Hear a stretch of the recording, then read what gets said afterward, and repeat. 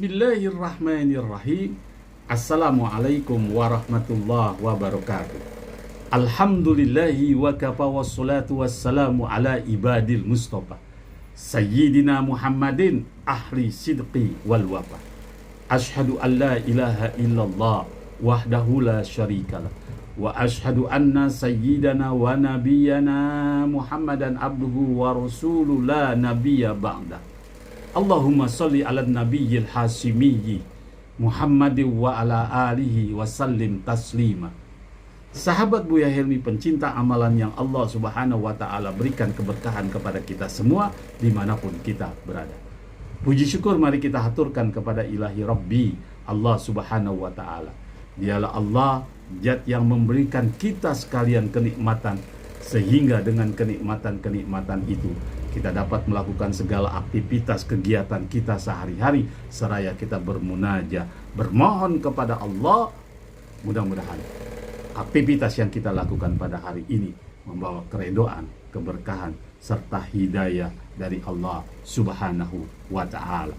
Amin ya rabbal alamin. Sahabat Buya Helmi, pencinta amalan yang Allah subhanahu wa ta'ala berikan keberkahan kepada kita semua dimanapun kita berada. Rasulullah sallallahu alaihi wasallam pada saat menjelang syakaratul maut, karena Rasulullah gelisah, sedih. Kenapa gelisah dan sedih? Karena Rasulullah memikirkan kondisi dan keadaan umatnya setelah Rasulullah wafat.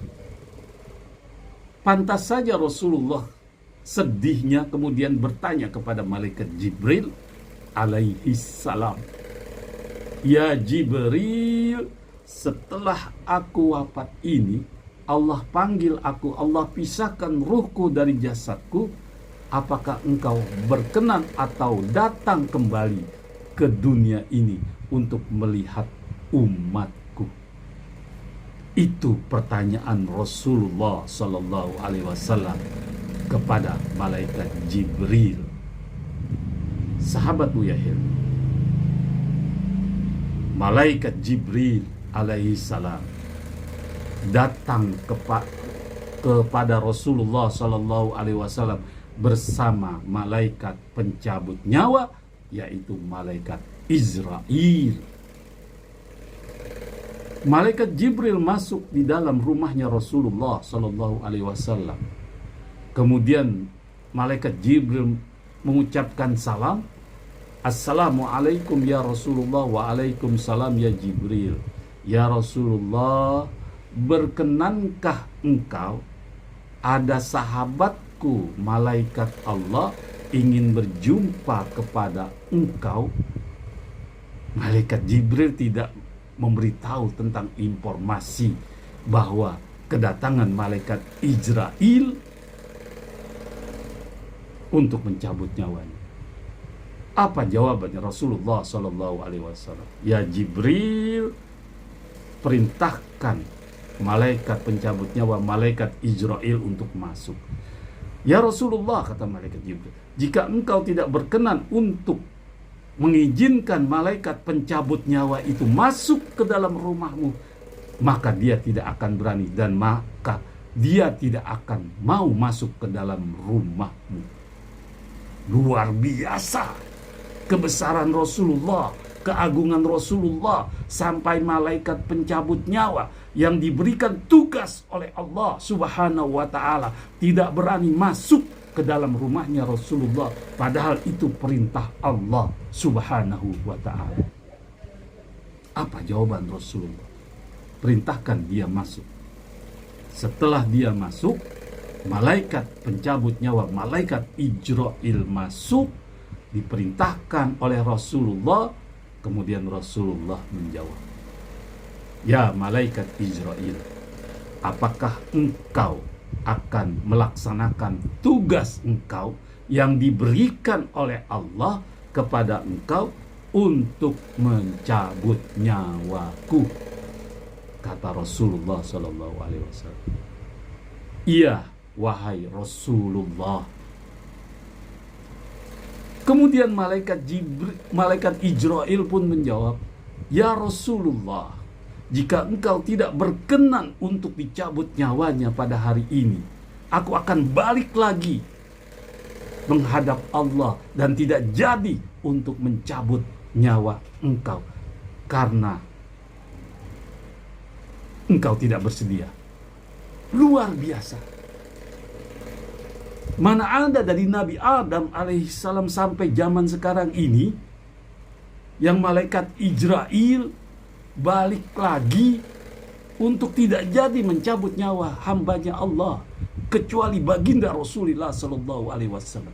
Jika baginda Rasulullah Sallallahu Alaihi Wasallam menolak pada saat itu untuk dicabut nyawanya, maka malaikat Ijrail tidak jadi mencabut nyawanya. Malaikat Ijrail, malaikat pencabut nyawa, minta izin kepada baginda Rasulullah Sallallahu Alaihi Wasallam.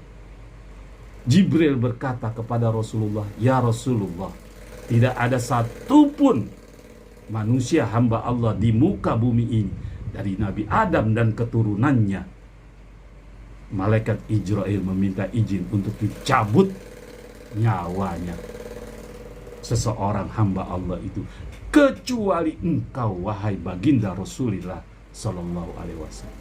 Luar biasa. Allah sudah mengangkat, Allah sudah memuliakan, Allah sudah membesarkan baginda Rasulullah Sallallahu Alaihi Wasallam.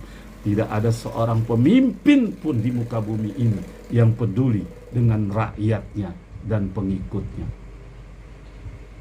Sahabat Buya Helmi, pencinta amalan yang Allah Subhanahu wa Ta'ala berikan keberkahan kepada kita semua dimanapun kita berada.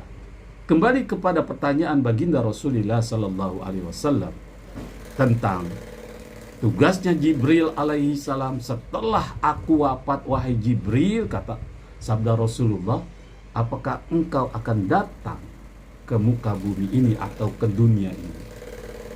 Sahabat Buya Helmi, agar kita tidak gagal paham dan agar konten YouTube channel Buya Helmi ini berkembang di algoritma YouTube,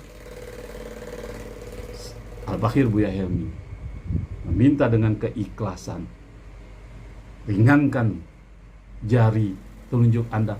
Ada tulisan subscribe, segera subscribe, like, serta share jika Anda mendapat pahala, karena ini adalah tentang dakwah kebaikan.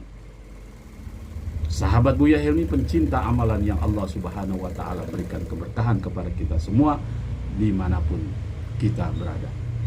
Dari pertanyaan baginda Rasulullah Sallallahu Alaihi Wasallam, malaikat Jibril pun menjawab, "Ya Rasulullah, aku akan datang lagi ke muka bumi ini, ke dunia ini, untuk mengambil 10 mutiara yang Allah tanamkan, yang Allah letakkan, yang Allah taruh di dalam kehidupan dunia ini."